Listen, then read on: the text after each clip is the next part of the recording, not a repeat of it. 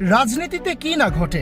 এবার তৃণমূল বিধায়ক কাঞ্চন মল্লিককে গাড়ি থেকে নামিয়ে দেওয়া হলো। নামিয়ে দিলেন কল্যাণ বন্দ্যোপাধ্যায়, শ্রীরামপুরে তৃণমূল কংগ্রেসের লোকসভা নির্বাচনের প্রার্থী।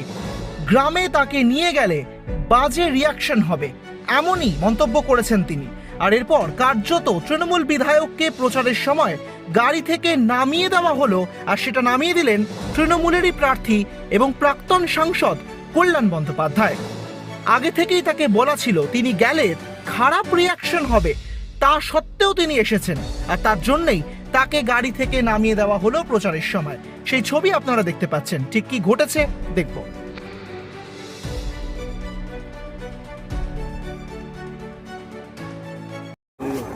ইলেকশন করতে হবে, আমার ইলেকশনটা দরকার।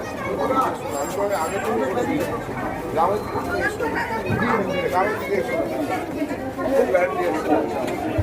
এতগুলো লোক যাবে তোমার বাড়িতে আমার বাইরে নেই। আমার ইলেকশন করতে হবে, আমার ইলেকশনটা দরকার।